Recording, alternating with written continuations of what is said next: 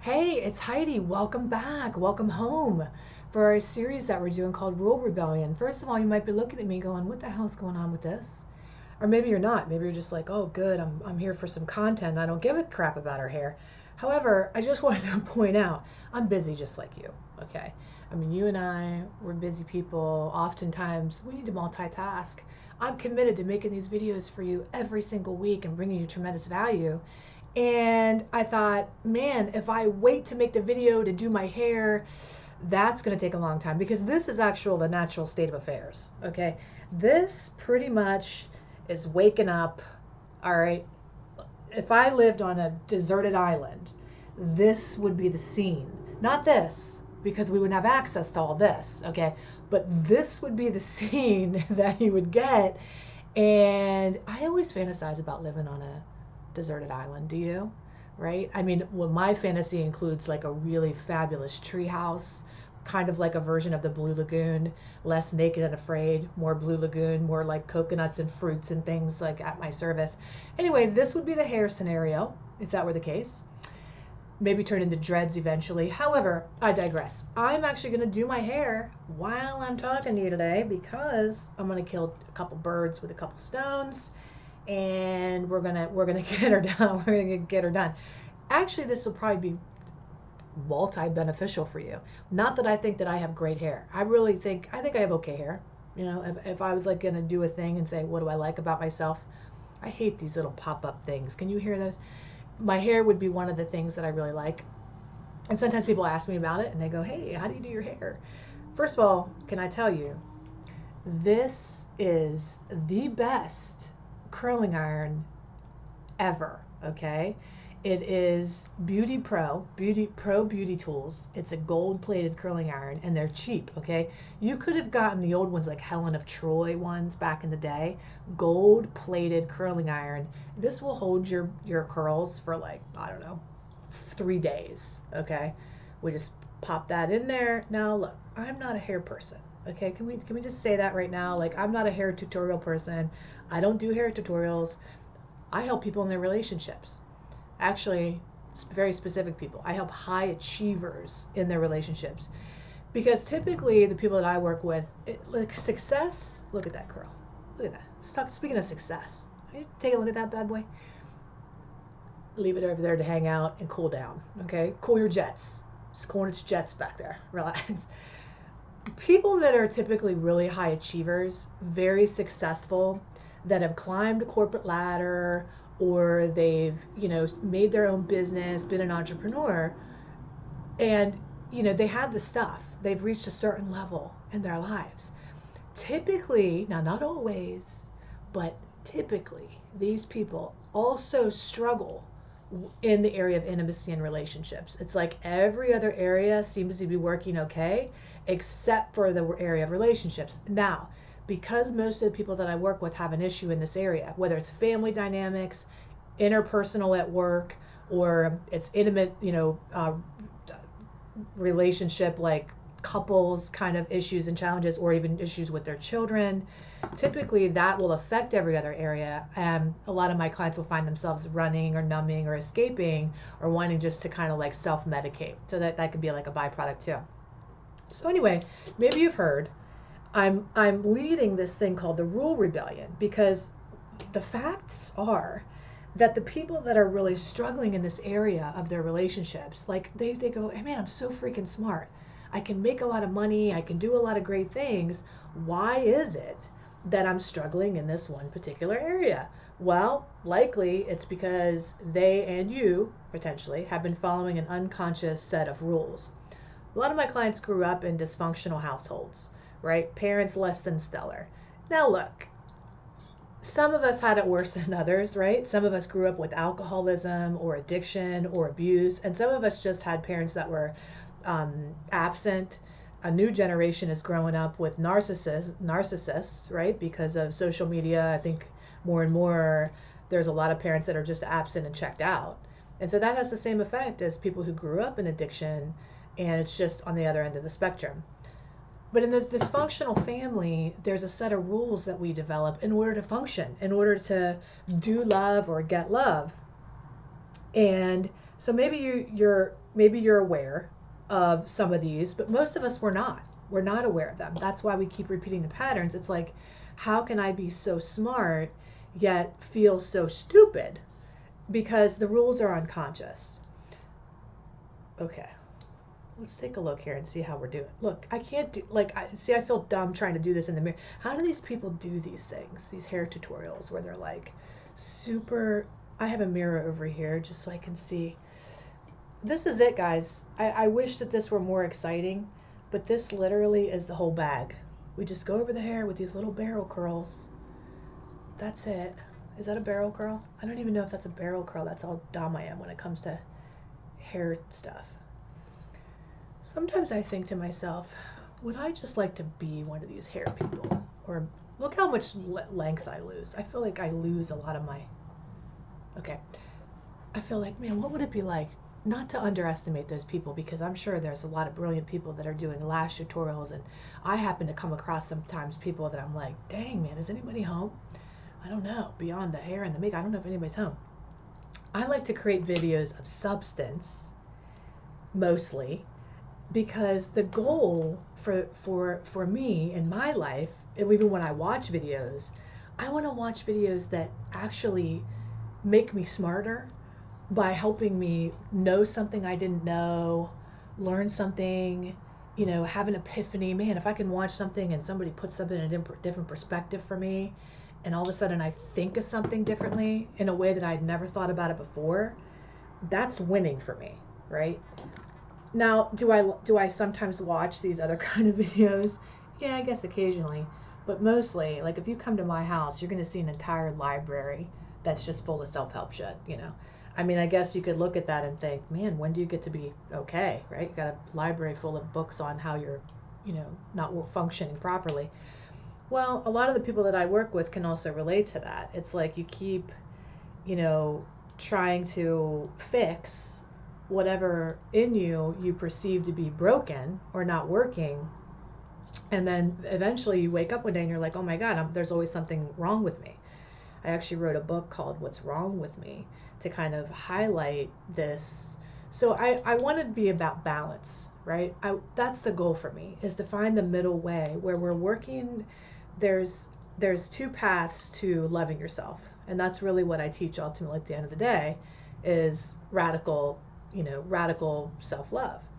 So there's two paths to loving yourself. One path is radical self-acceptance, where we just accept ourselves the way we are. We realize we're whole, complete, perfect. There's nothing broken. There's nothing missing in us.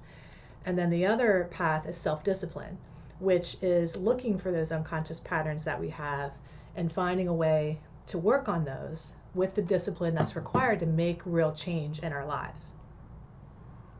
Speaking of the middle way, one way over here, another way over here. Which one do you like better? I think this one looks better. So I'm gonna go ahead and make the rest of this video. Watch this. I'm gonna talk to you now and just pretend that the whole hair is done. We'll get to the rest of that later, because the next thing I want to share with you is really important. Back to these little rules that we follow that I was talking about. One of the, in the rule rebellion that I'm leading over at lovecoachheidi.com, one of the rules is always be on guard. Don't celebrate because the other shoe is going to drop. So the rule is always be looking up for the other shoe to drop, stand guard, and don't celebrate or get too happy because bad things are going to happen. I had a client one day that came in, and she was dating and she was meeting new people, and she like threw herself down in this big chair back here, and she puts her feet up and she goes, oh, well, that's it. Either I met the love of my life, my twin flame, my absolute soulmate, or the man that's going to propel me into the abyss of a life full of cats and loneliness and a destiny of being alone, or he's a serial killer, a psychopath, I don't know.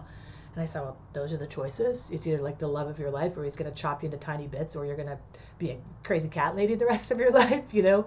Where's the middle way? And for her, she explained to me as we got to work a little bit that she had a hard time believing that good things were going to happen. She liked to consider herself a positive person, but she also considered herself a realist, where she was like, I just like to know, hey, it's probably not going to work out. Bad things are going to happen. So let me just be prepared. In fact, she told this story about how in her life, where this kind of thing came from, because these rules come from someplace. For her, she grew up with an alcoholic, and they'd be having a really good time, and her dad, who was the alcoholic, was very loving and very wonderful, but all of a sudden it's like, don't get too happy or don't get too comfortable, because pretty soon dad's going to start acting crazy. Something bad's going to happen. The whole thing's going to fall apart, and he's going to ruin it somehow. Like Christmas, for example, everybody could be sitting around having a wonderful Christmas. It's like, oh, the shoe's going to drop any minute. That feeling of doom and gloom. Picture her being a young kid, or even in her 20s at the family Thanksgiving, and like, oh, any minute, man, dad's going to fall into the tree, and the house is going to catch fire. It's like only funny in Christmas Vacation. It's not funny in our own lives when it's because dad's drunk and he's acting crazy. Or she would introduce somebody to her father, it'd be going really well, a new person she was meeting, and then all of a sudden her dad would start to get crazy, embarrass her, say the wrong thing, and she'd be like mortified. So it's like she learned throughout her life, which was a good skill, to stay on guard, and that was a survival skill that helped her. But in her new life, that was creating more problems and challenges. Like, imagine when good things would happen in her life, she didn't know how to like be in it, because she was like, oh, it's good now, but any minute the shit's gonna hit the fan, right? Maybe you can relate to that. Maybe in your own life you have things you want to be celebrating, but you're always on guard. It's like you start meeting somebody, you date somebody new, and you're pretty excited about them, but then you find yourself just like waiting for them to disappoint you, waiting for you to find out that thing about them, find that thing in that lockbox that you want to go searching through. Well, maybe I'm being too dramatic. Maybe you don't do the search, but some of my clients would.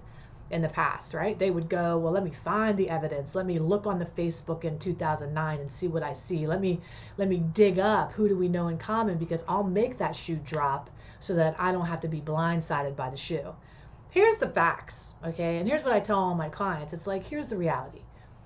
The shoe gonna drop, and not in the way that it's terrible. It's just that that's life. That the tide comes in, the tide goes out.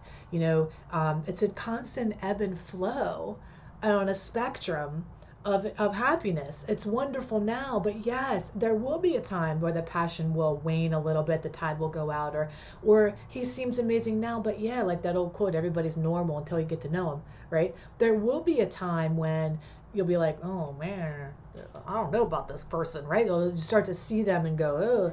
But guess what? That's because you have your shit too. Okay? We all have our stuff. Everybody has their stuff. So that's not a shoe dropping. That's just called life. That's just called reality, that we are who we are. So here's what you're going to miss.